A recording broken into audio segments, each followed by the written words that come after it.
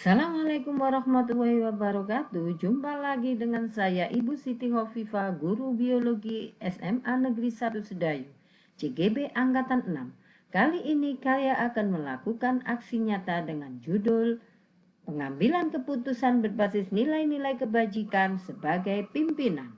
Dengan tujuan pembelajaran khusus, CGB dapat mempraktekkan proses pengambilan keputusan meliputi paradigma, prinsip, dan pengujian keputusan di sekolah CGP. Perlu diketahui bahwa ada 3 unsur dalam pengambilan keputusan. Yang pertama, berpihak pada murid. 2, mengandung nilai-nilai kebajikan dan mampu dipertanggungjawabkan. Perlu diketahui, ada 2 jenis situasi kasus, yaitu dilema etika dan bujukan moral. Dalam kasus dilema etika, situasi yang terjadi ketika seseorang harus memilih antara 2 pilihan, di mana kedua pilihan secara moral benar tetapi bertentangan. Bisa dikatakan benar versus benar. Sedang pada kasus bujukan moral, situasi yang terjadi ketika seseorang harus membuat keputusan antara benar dan salah. Ada 3 prinsip dalam kasus dilema etika. 1. Berpikir berbasis hasil akhir and based thinking. 2. Berpikir berbasis peraturan rule based thinking. 3. Berpikir berbasis rasa peduli care based thinking. Untuk berpikir berbasis peraturan, berpijak pada deontologis, kewajiban, keputusan diambil berdasarkan peraturan tanpa mempedulikan konsekuensi. Negatifnya, ada kritik tidak menghargai kebersamaan, keberagaman individualitas manusia, dan terlalu kaku.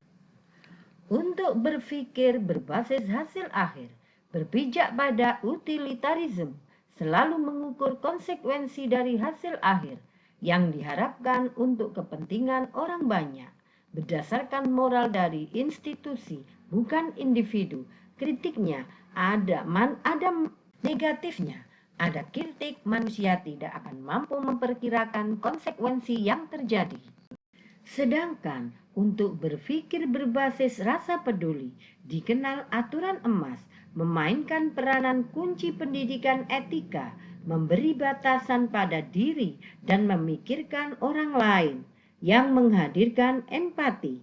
Negatifnya, prinsip ini tidak menunjang nilai-nilai kebajikan yang ideal.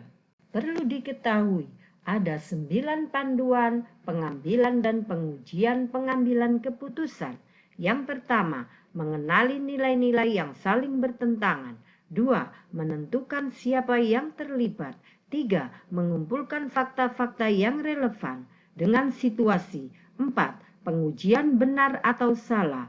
5. Pengujian paradigma benar lawan benar. 6. Melakukan prinsip resolusi. 7. Investigasi opsi trilema. 8. Buat keputusan. 9. Lihat lagi keputusan dan refleksikan. Lalu, bagaimana praktek penerapan paradigma, prinsip, dan pengambilan keputusan dalam proses pengambilan keputusan di SMA Negeri 1 Sedayu terkait pengalaman yang saya alami? Pengalaman kasus saya guru biologi yang mempunyai tugas tambahan sebagai tim kurikulum. Saya mempunyai pengalaman terkait pengambilan keputusan dalam penentuan skala atau interval kriteria ketercapaian tujuan pembelajaran yang disebut KKTP. Dengan pertimbangan pada saat KTSP 75, maka KKTP dalam kurmer juga 75. Dikarenakan adanya fakta dalam penerimaan PTN, terdapat penjaringan SNBP yang berdasarkan pada jalur prestasi melalui peringkat rapot sekolah dan prestasi akademik maupun non-akademik. Namun, salah satu guru tidak setuju jika batas bawah KKTP 75 tapi 65 dengan alasan sistem zonasi dalam PPDB menjadikan intake peserta didik heterogen. Akhirnya, Target ketercapaian yang tinggi akan sulit tercapai oleh murid dengan kompetensi rendah. Padahal, jika KKTP rendah, murid dikhawatirkan akan kalah dengan sekolah lain dalam penjaringan SNBP. Dalam kasus ini, paradigma yang terjadi adalah short term versus long term, jangka pendek lawan jangka panjang. Dengan prinsip berpikir berbasis hasil akhir. Sekarang kita akan melakukan 9 panduan pengambilan dan pengujian kasus. Yang pertama, untuk nilai-nilai yang saling bertentangan adalah nilai komitmen dan integritas. Dengan bukti adanya komitmen supaya murid mampu bersaing dengan sekolah lain dalam penjaringan PTN melalui jalur SNBP, sekolah menetapkan batas bawah interval KKTV 75 dengan pertimbangan saat KTSP juga 75. Dengan nilai integritas KKTP 75 akan sulit tercapai dengan peserta didik yang heterogen akibat sistem PPDB zonasi, sehingga KKTP dalam kurmer 65 saja. Uji kedua, siapa yang terlibat? Tidak lain adalah kepala sekolah, saya sebagai tim kurikulum, semua guru mapel, wali kelas, dan guru BK. Uji 3, fakta yang relevan dengan situasi. Uji ketiga, fakta yang relevan dengan situasi, yaitu batas bawah interval kriteria ketercapaian tujuan pembelajaran adalah 75 dengan kategori cukup. Pada saat KTSP juga KKN-nya 75. Adanya fakta dalam penerimaan PTN, ada penjaringan SNBP yang berdasarkan pada jalur prestasi melalui peringkat rapot sekolah dan prestasi akademik dan non-akademik. Ada guru yang menginginkan batas bawah KKTP 65. PPDB sistem zonasi, intake peserta didik heterogen. Uji keempat, pengujian benar salah. Uji legal, tidak ada pelanggaran hukum.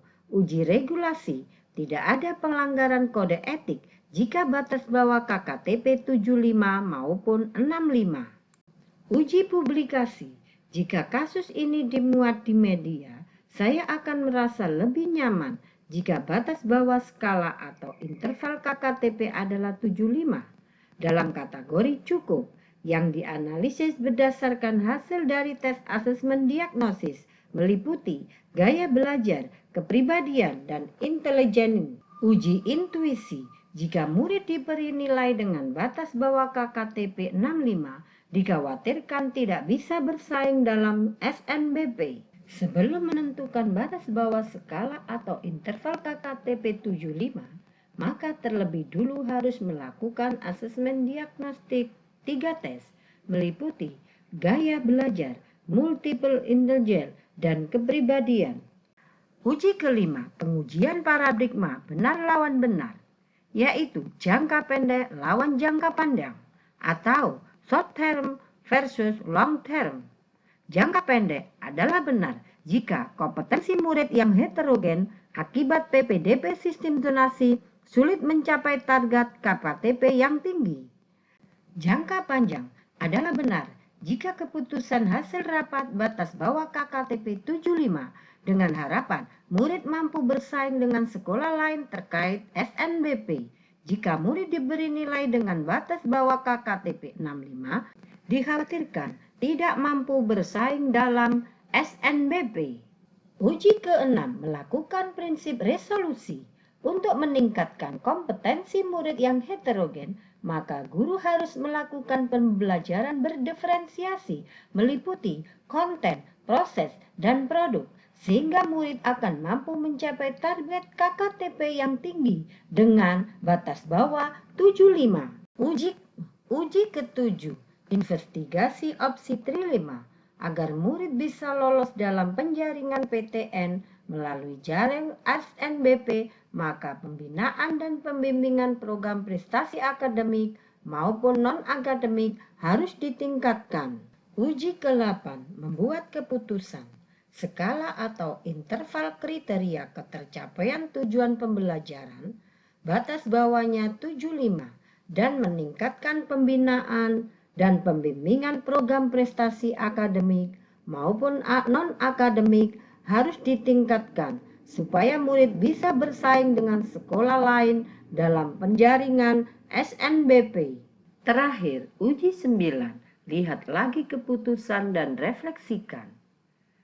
Meliputi batas bawah KKTP 75 adalah pengambilan keputusan yang tepat karena sudah dianalisis dengan asesmen diagnostik sehingga murid mampu bersaing dengan sekolah lain dalam penjaringan SNBP. Dan meningkatkan prestasi akademik dan non-akademik adalah keputusan yang tepat agar peluang masuk PTN lewat jalur SNBP lebih besar. Demikian hasil analisis pengalaman kasus saya. Semoga bermanfaat dan terima kasih.